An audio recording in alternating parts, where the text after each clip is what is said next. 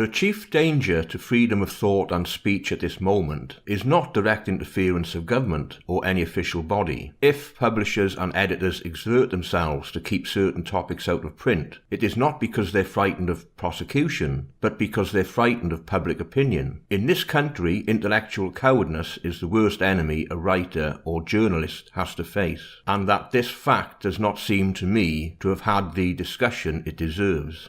The sinister fact about media censorship in the West is that it is largely voluntary. Unpopular ideas can be silenced and inconvenient facts kept dark without the need for any official ban. So far as daily newspapers go, this is easy to understand, but the same kind of veiled censorship also operates in books and magazines, as well as in plays, films and television. At any given moment there is orthodoxy, a body of ideas which it is assumed that all right-thinking people will accept without question. It is not exactly forbidden to say this, that or the other, but it is not done to say it, just as in mid-Victorian times it was not done to mention trousers in the presence of a lady. Anyone who challenges the prevailing orthodoxy finds himself silenced with surprising effectiveness. A genuinely unfashionable opinion is almost never given a fair hearing, either in the mainstream media or by political commentators. At this time, what is demanded by the prevailing orthodoxy is an uncritical admiration of feminist ideology. Everyone knows this. Nearly everyone acts on it. Any serious criticism of feminist orthodoxy, any disclosure of facts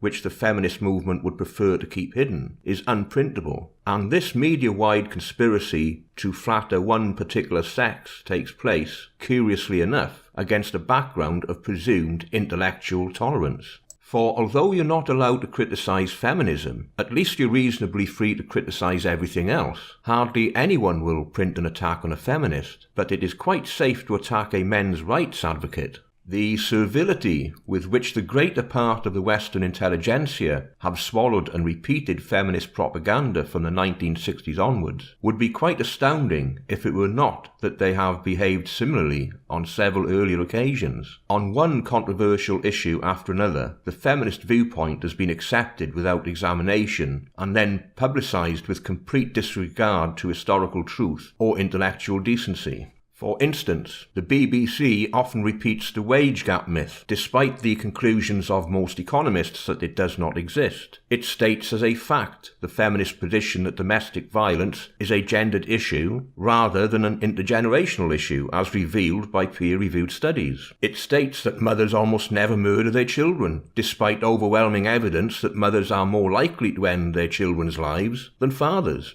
Voices which the feminists are determined to crush are recklessly libelled in the left-wing mainstream media. Any statement in their defence refused airtime or publication. At present, not only is serious criticism of feminist dogma considered reprehensible, but even the fact of the existence of such criticism is kept secret in many cases.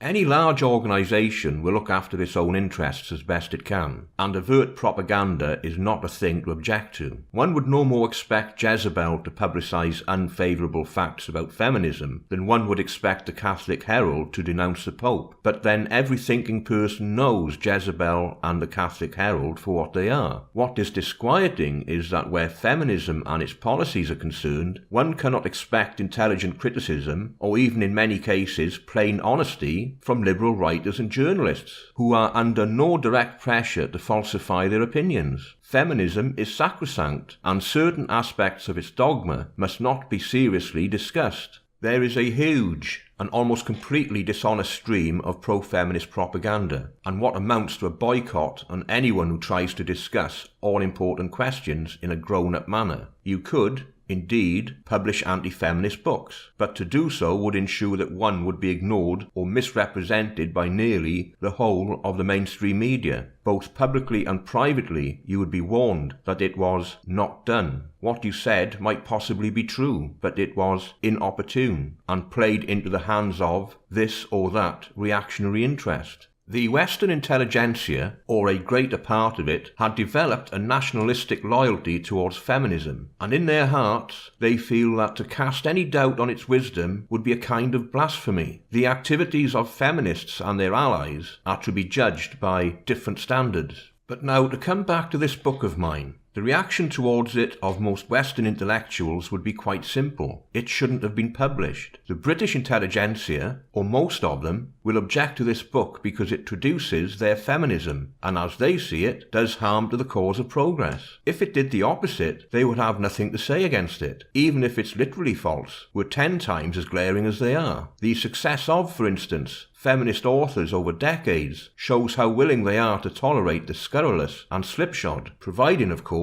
that it tells them what they want to hear. The issue involved here is quite a simple one. Is every opinion, however unpopular, however foolish even, entitled to a hearing? Put it in that form, and nearly any British intellectual will feel that he ought to say yes. But give it a concrete shape and ask, how about an attack on feminism? Is that entitled to a hearing? And the answer more often than not will be no. In that case, the current orthodoxy happens to be challenged, and so the principle of free speech lapses. One of the peculiar phenomena of our time is the renegade liberal. Over and above the familiar Marxist claim that bourgeois liberty is an illusion, there is now a widespread tendency to argue that one can only defend equality by totalitarian methods. If one loves equality, the argument runs, one must crush its enemies by no matter what means. And who are its enemies? It always appears that they are not only those who attack it openly and conscientiously, but those who objectively endanger it by spreading mistaken doctrines. In other words, defending equality involves destroying all independent thought. This argument was used, for instance, to justify banning men's groups in universities. The most ardent feminists hardly believe that all the MRAs were guilty of all the things they were accused of, but by holding heretical opinions, they objectively harmed the feminist establishment, and therefore it was quite right not only to silence them, but to discredit them by false accusations. These people don't see that if you encourage totalitarian methods, the time may come when such methods will be used against you instead of for you.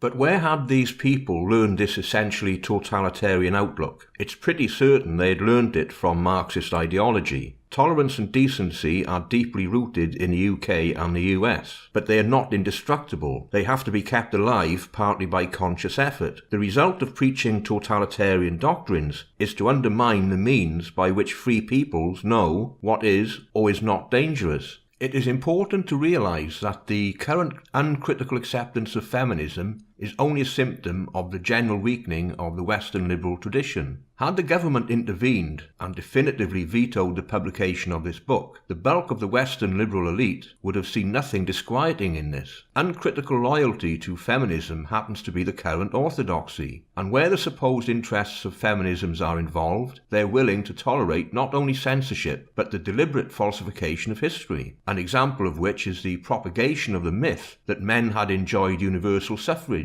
before it was won for women by the suffragettes. And this tolerance of plain dishonesty indicates much more than a simple admiration for an ideology that happens to be fashionable at this moment. Quite possibly, that particular fashion will not last. For all I know, by the time this book is published, my view of the feminist ideology may be the generally accepted one. But what use would that be in itself? To exchange one orthodoxy for another is not necessarily an advance. The enemy is the mainstream mind, whether or not one agrees with the narrative that is being broadcast at the moment. In other words, the society which is willing to be slavishly devoted to feminist ideology would be equally willing to be slavishly devoted to the totalitarian feminist regime. You can fool most of the people most of the time.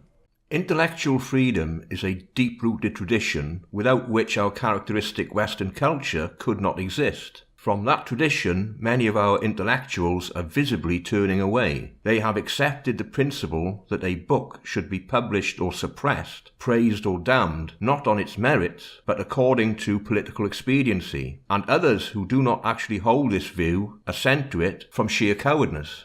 I know that the Western liberal elite have plenty of reason for their timidity and dishonesty. Indeed, I know by heart the arguments by which they justify themselves. But at least let us have no more nonsense about defending women against the patriarchy. If liberty means anything at all, it means the right to tell people what they don't want to hear. It is the liberals who fear liberty, and the intellectuals who want to sully the intellect. It is to draw attention to that fact that I have written this preface.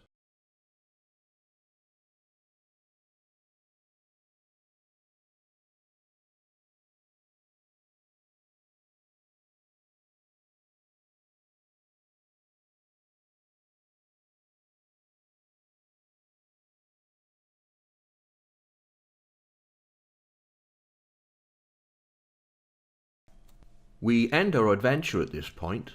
I hope you found something of interest in this video. If you would like to support my channel, I now have a Patreon page. If you're unable to support my work through Patreon, then you can share, like, or comment. It's all good. Thank you for watching.